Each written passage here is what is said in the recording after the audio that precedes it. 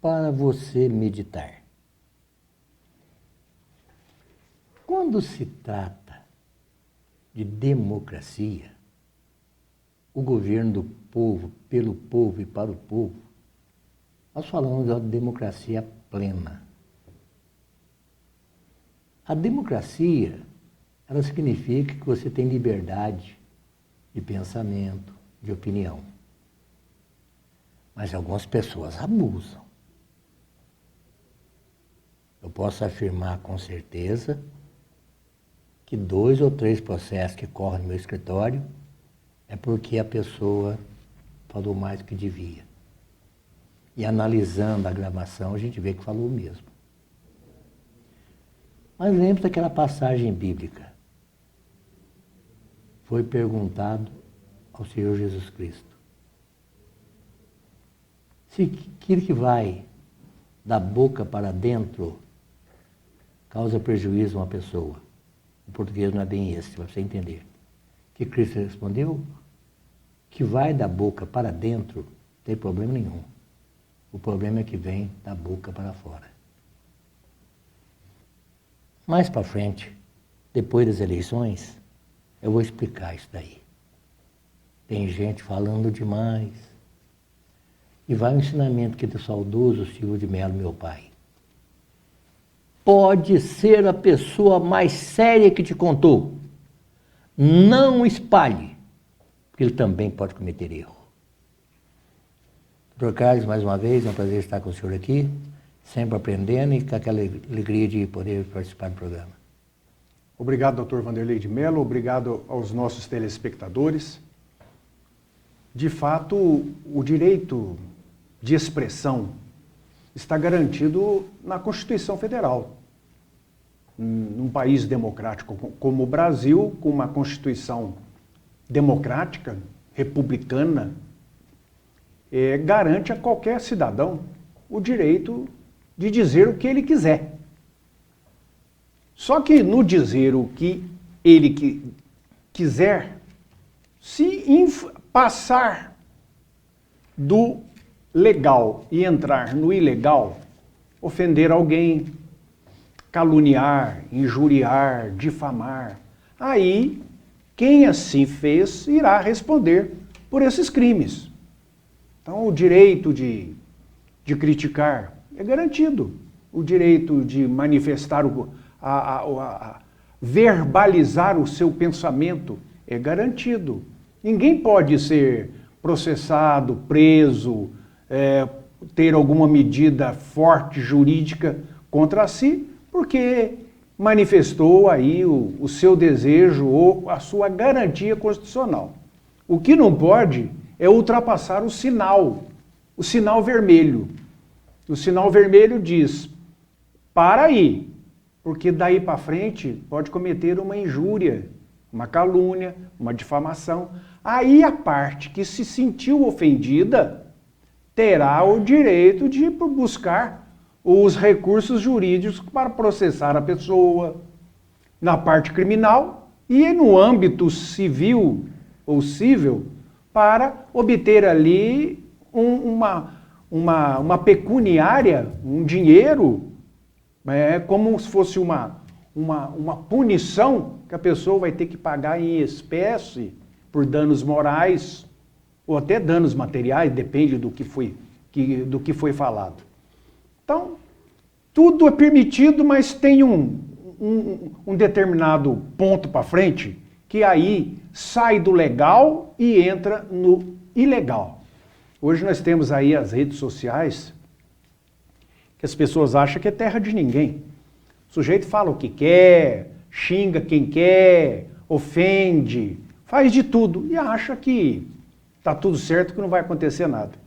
A outra parte, aquela que está sendo mencionada, que foi ali injuriada, caluniada, difamada, ofendida, ela pode exercer, e até deve, exercer o seu direito de correr e refazer essa atitude através de um processo criminal ou de um processo civil. Não é isso, professor? Verdade, correto.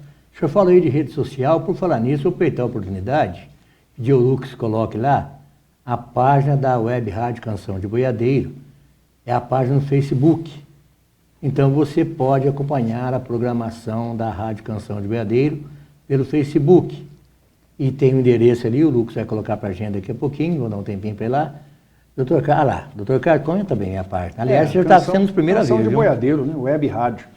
Então, quem quiser acompanhar aí a Rádio Canção de Boiadeiro pelo Facebook, então é só entrar lá onde é a lupinha de procurar, digita lá Canção de Boiadeiro Web Rádio e vai aparecer a página.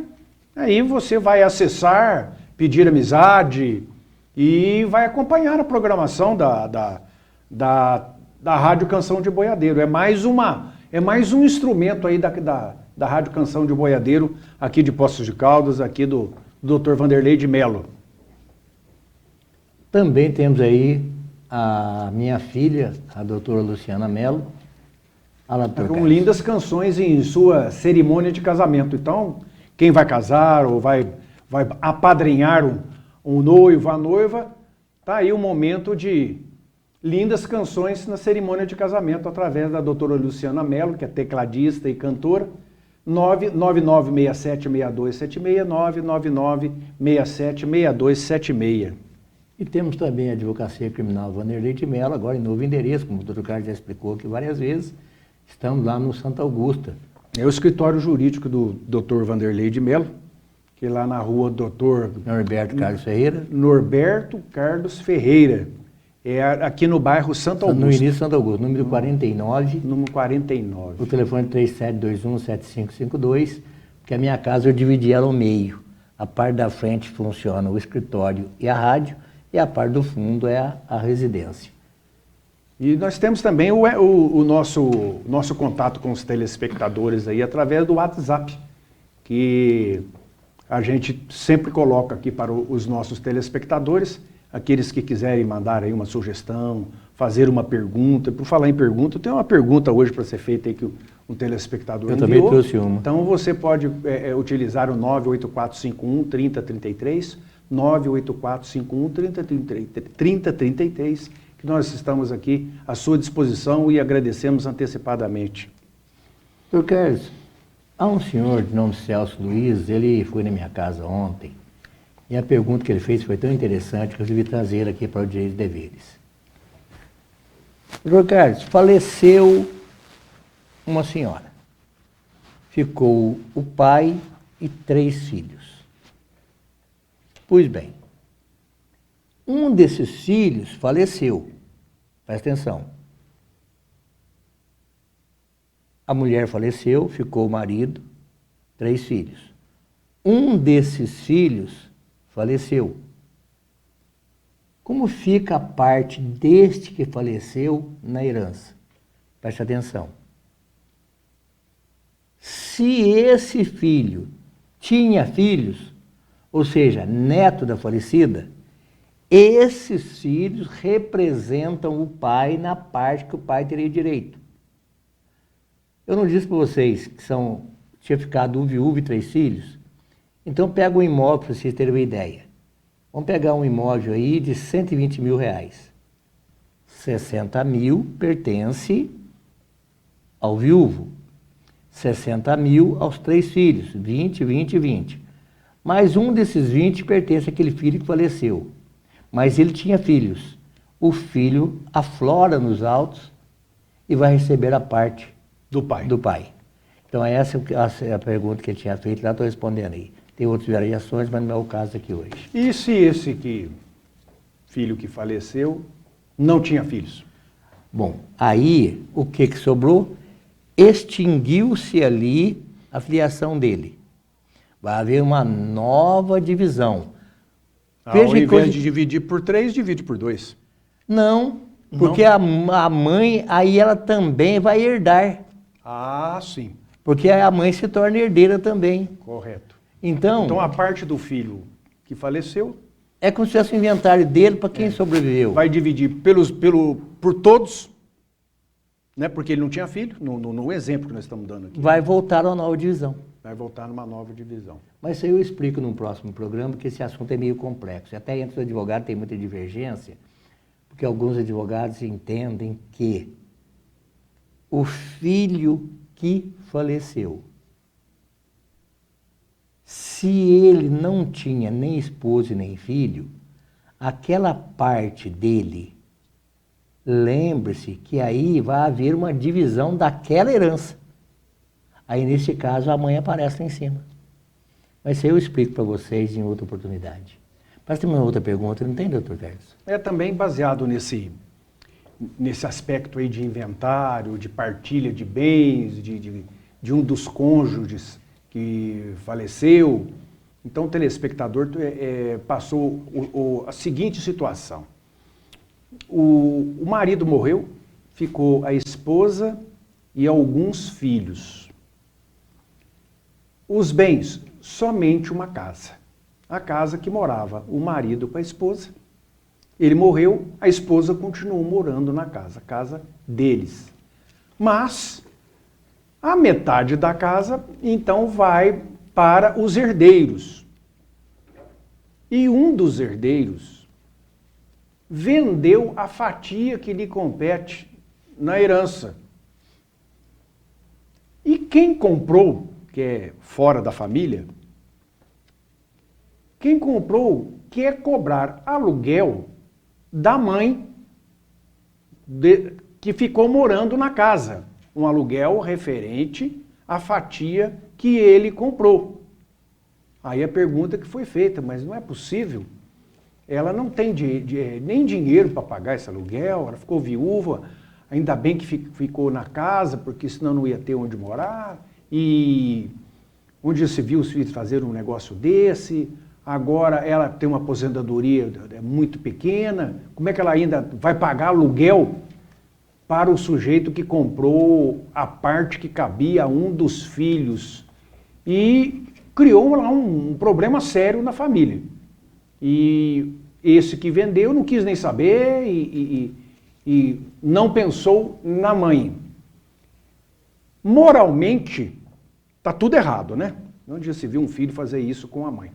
Juridicamente, doutor? Doutor Carlos, eu acabo de passar por isso, acabei de fazer um inventário nesse sentido. Você, o filho que vendeu, prepare o dinheiro para devolver para quem comprou. E você que comprou, vai perder a sua parte. Então, comece a fazer o acordo desde agora. Sabe por quê? Porque quando existe uma propriedade em comum, não precisa nem ser condomínio não, doutor, comum, uma escritura que tem lá 4 partes. Aí um aqui vai lá e vende para o Carlos Camargo. O senhor vai perder o dinheiro que o senhor deu, trata de recuperar com quem te vendeu. Por quê? Porque para vender um bem que esteja escriturado em comum, é necessário que aquele que vai vender notifique a viúva, que certamente deve ser inventariante, notifique os outros irmãos, via registro de documentos ou via judicial, dizendo, olha, eu vou vender a minha parte. Vamos ver um exemplo aqui de 5. A viúva está aqui, não está? Sobraram 4 filhos. Este aqui vendeu. Pergunto, ele notificou os outros 3 e a viúva de que ele ia vender? Duvido. Duvido que ele tenha feito isso. Ele simplesmente falou e vendeu. E quem comprou agora quer cobrar aluguel dela? Não pode, não tem fundamento jurídico. Não tem. Ele está arriscado, ele perdeu o que ele pagou, isso sim. Por quê? Porque tem que haver uma notificação judicial ou via título de documentos, aonde esse aqui, que é o herdeiro que quer vender, tem que notificar a mãe e os outros 3 irmãos, no caso que eu dei aqui de 5. Esse aqui tem que dizer, olha, eu vou vender minha parte por 20 mil reais. Qualquer um daqueles que cobriu os 20 mil tem preferência. Qualquer um daqueles. Então, doutor Carlos, se eu tenho em comum, a minha parte é 20, a sua é 20, o senhor tem que perguntar para mim se eu quero comprar a sua parte aí. É. O senhor não pode vender lá fora não, hein? Não sou obrigado a aceitar um estranho ali dentro, sendo eu tenho a preferência de comprar a sua parte. Correto. Então, entre os irmãos, o que vendeu se prepara, você vai ter dor de cabeça. O que comprou, se prepare, você vai ter uma dor de cabeça maior ainda. Torça para aquele moço que te vendeu estar com o dinheiro na mão para te devolver. Porque o primeiro ato que entrar na justiça visando anular esse negócio vai ganhar. E vai ganhar por quê? Porque não se cumpriu formalidade exigida em lei, aonde o direito de preferência na escritura em comum ou nos condôminos tem que percorrer de forma correta. Ou seja, eu dou minha parte por 20 mil, ou compro a tua por 20 também. Correto. Então, espero ter sido bem claro. O que vendeu vai ter dor de cabeça, o que comprou vai ter a dor de cabeça maior ainda, porque a viúva e os outros 3 filhos, aqui no exemplo que eu citei de 5, têm preferência na compra. Eu duvido que deram essa preferência. Eu duvido. Se deu essa preferência e eles não compraram, aí já não vale o que eu estou falando. Mas eu duvido que tenha feito. Porque ninguém faz, trocar. Vai lá e vende. Isso aí eu estou cansado de ver isso. Eu atropelo isso aí minha vida inteira. Então, respondendo a sua pergunta, esta venda do herdeiro que fez a terceiro, sem dar preferência para os de dentro de casa, essa venda será anulada. O correto, a gente imagina que um dos filhos que vendeu essa parte, né, deva ter falado para os irmãos, olha, eu vou vender minha parte. Vocês interessam em comprar? Ah, eu não. A mãe interessa em comprar? Ah, eu também, não tenho nem dinheiro para comprar. Então eu vou vender. Foi feito só verbalmente essa notificação, vamos assim dizer. Ela tem validade jurídica? Nenhuma. Doutor, o que são os atos formais? O que são os atos formais? Aqueles que a lei determina a forma própria de se fazer. Então, não é direito disponível. O que eu falei aqui nesse programa uns dias atrás sobre direito eleitoral? O direito eleitoral é direito indisponível. É ali, o que está ali, vai cumprir o que está ali e não tem para onde sair. Ah, mas eu e aqui fizemos um acordo, não tem acordo nenhum não, é ato formal. Se essa pessoa mandou uma notificação para a família, dando preço, dando preferência e eles não quiserem comprar, então já não é o que eu estou dizendo aqui. Eu estou dizendo, porque pelo que eu estou entendendo, ele vendeu e não notificou ninguém. Se for buscar no cartório, acaba nem achar também.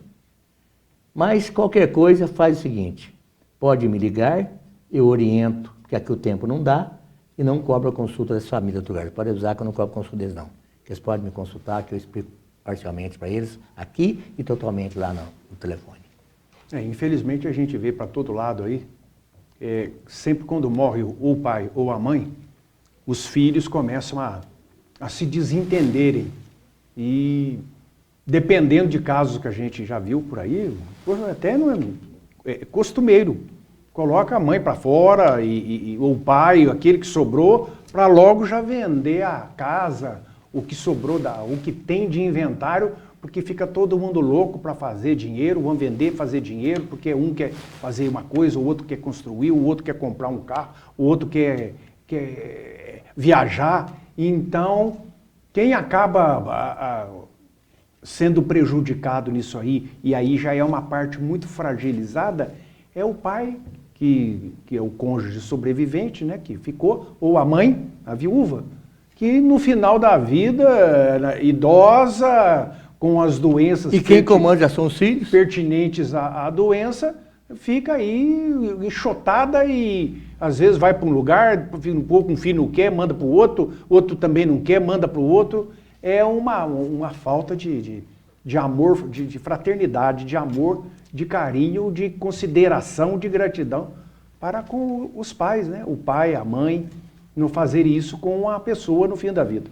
Doutor Carlos, tem que lembrar que estas pessoas também vão ficar velhas, né? Se não morrerem antes, vão ficar velhas. E às vezes pode acontecer com eles até o que eles fizeram com os pais, né?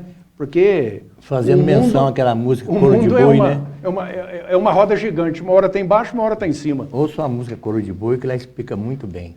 Agora, doutor Carlos, ao longo dos anos na advocacia eu descobri uma coisa. O inventário, ele não dá problema, não. Os herdeiros... Nós tivemos um caso aqui em Pó de um irmão que atirou no outro irmão, por causa de herança. Combina a vida inteirinha. Aí morre o pai ou a mãe, vai fazer o inventário, sai tiro. Agora sai tiro por quê? Me desculpe.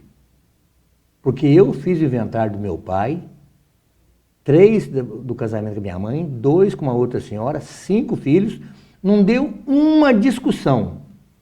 Por quê? Porque o que manda, Carlos, às vezes é o caráter dos filhos. Sim, lógico. Isso é o caráter. Não deu uma discussão. Quando eu fiz o inventário do meu pai, eu cito esse caso pessoal porque foi eu que fiz. Não tivemos uma discussão. 3 filhos da minha mãe, 2 filhos com outra senhora, os 5. Nós somos amigos, somos irmãos mesmo. Não deu uma discussão, nada. Então, a pessoa vê uma possibilidade, às vezes, até de ganhar um bom dinheiro, mas vai brigar lá. Mais uma coisa, doutor Carlos? Vamos para um breve intervalo, já que a gente volta.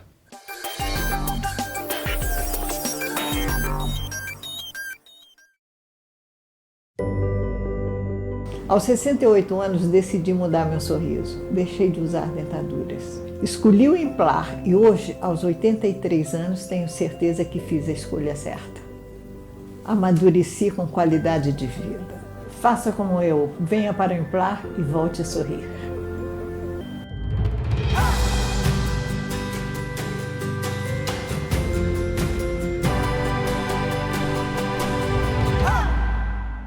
Eleições 2022 é aqui, na Rádio Canção de Boiadeiro.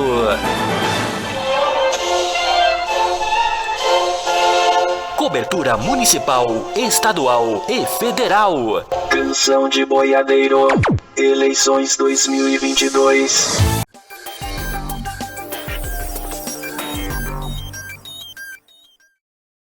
Ok, estamos de volta. Mudando um pouquinho do assunto, é interessante, a Câmara dos Deputados aprovou um projeto de lei para a criação de mais 2 loterias, né? Uma delas é a Loteria da Saúde, como foi apelidada, já é apelidada, e a Loteria do Turismo. Então são 2 modalidades novas. Já tem esse tanto de loteria aí que a gente está acostumado, que são coordenadas, comandadas pela Caixa Econômica Federal, e agora estão chegando mais 2 novas loterias. Essa Loteria do Turismo, ela vai angariar dinheiro para o turismo. E a outra loteria, angariar dinheiro para a saúde. Inclusive, esperamos aí que, com isso, possa resolver essa celeuma, esse problema sério que foi criado aí com o piso nacional da enfermagem. Porque foi aprovado o piso nacional em 2 votações na Câmara Federal, em 2 votações no Senado, para modificar a Constituição, porque era uma proposta de emenda à Constituição. Foi tudo aprovado, sancionado pelo presidente da República, e um ministro do Supremo Tribunal Federal passou, numa canetada, jogou tudo por água abaixo. E agora está esse problema aí, como é que faz? É porque não tem dinheiro? Tem dinheiro, sim. Tem muitas prefeituras que já estão pagando. Tem estado aí que já quer pagar. Tem hospital particular que já quer pagar. Mas os hospitais públicos, as santas casas, não sei o que tem. Bom, então está vindo aí uma nova loteria, ainda não foi regulamentado como é que vai funcionar de número, de riscar o número feito a Mega Sena, mais ou menos parecido isso aí, mas já casada, direcionado para a área da saúde. E a outra também casada, direcionada para a área do turismo. Então foi aprovado numa casa legislativa, vai para a outra agora, e à medida que for sendo tramitando no Senado, a gente vai comentando por aqui, e é uma solução, né, doutor? Uma busca de uma solução aí. O senhor lembra que uma das primeiras iniciativas seria aprovar legalizar, não o jogo do bicho, mas o cassino. A volta Poços é uma cidade preparada para receber, inclusive. Poços tem estrutura para isso.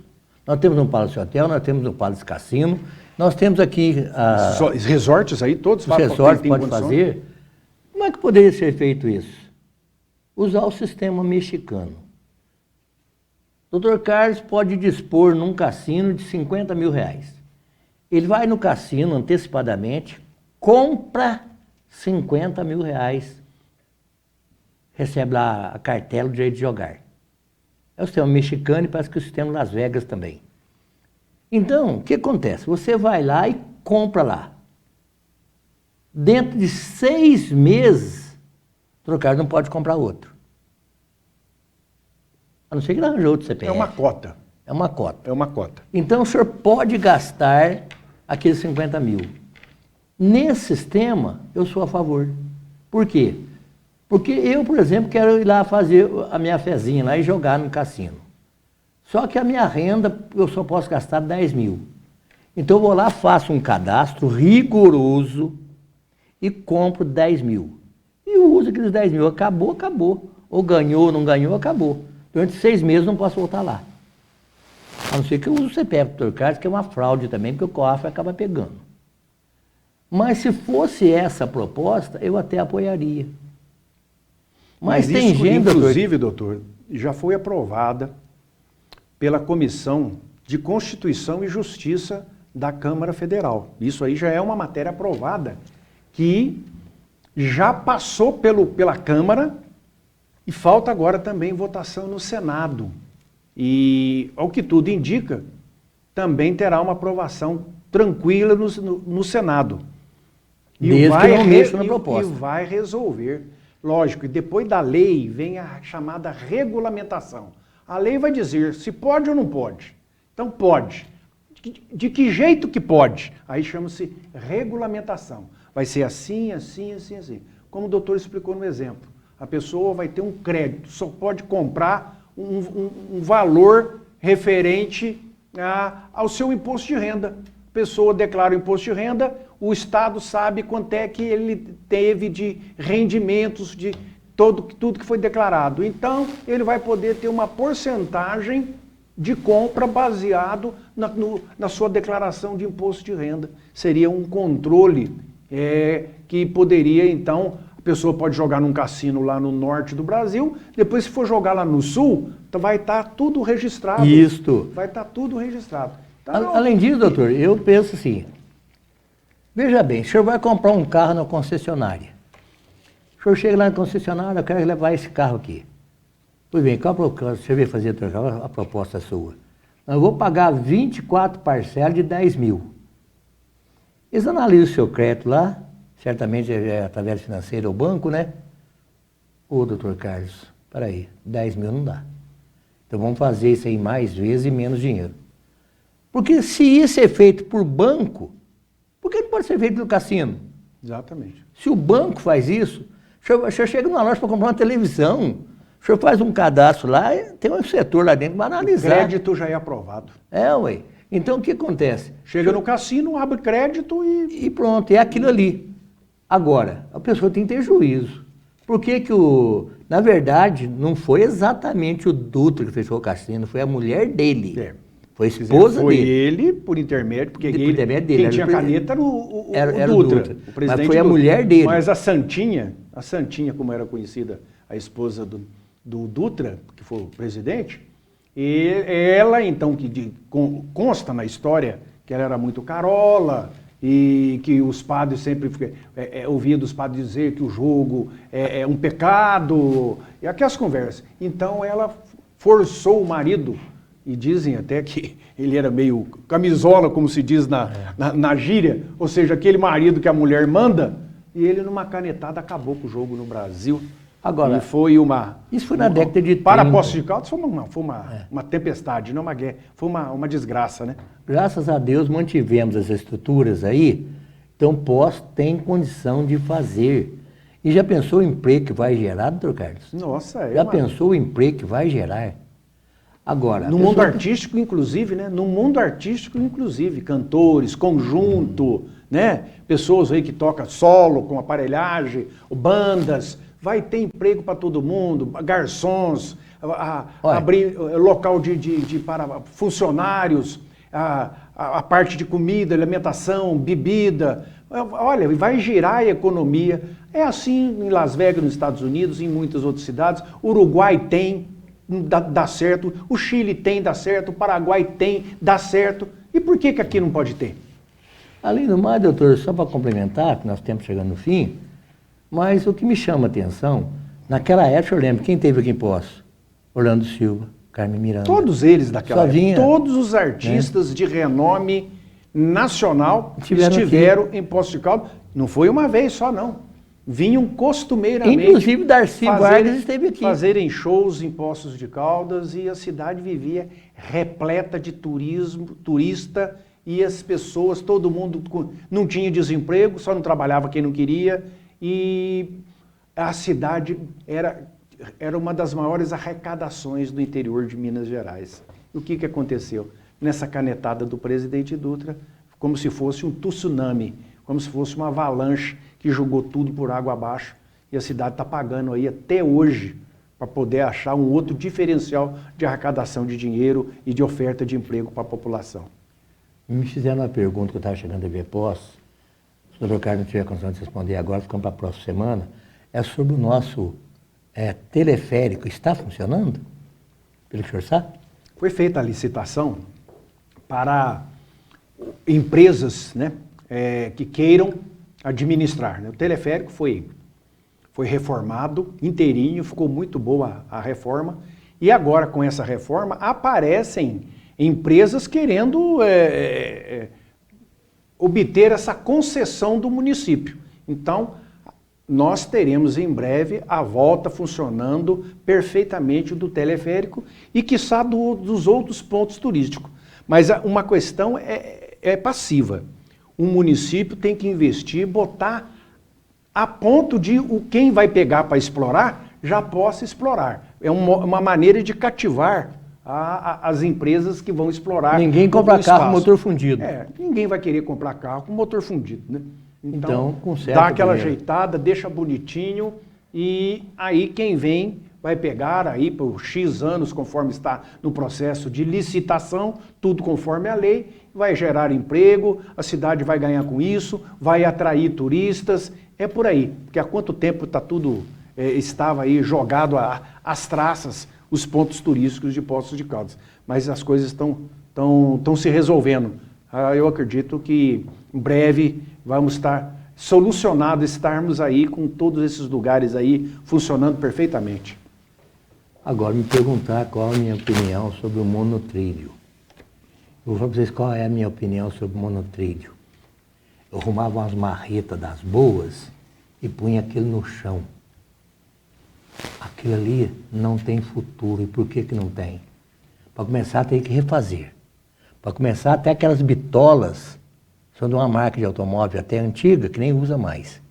Então, infelizmente, eu acho que o monotrilho foi um projeto que não deu certo. Tem uns que não dão, fazer o quê? Eu punho aquilo no chão. Mas é a opinião minha, respeito a opinião contrária. Tinha uma notícia antes da pandemia que um grupo, né, de empresários alemães teriam a intenção de retornar a esta atividade. Quem sabe agora que passou a pandemia, as coisas estão se acalmando, possa novamente, porque colocar isso para quem já sabe que existe em outras cidades, né, esse chamado metrô de superfície. Dá certo sim, mas tem que investir dinheiro. Eu penso que aí, se não tiver investimento bom, não é pouco dinheiro, são 2 dinheiros. Um para reformar e um para colocar em andamento.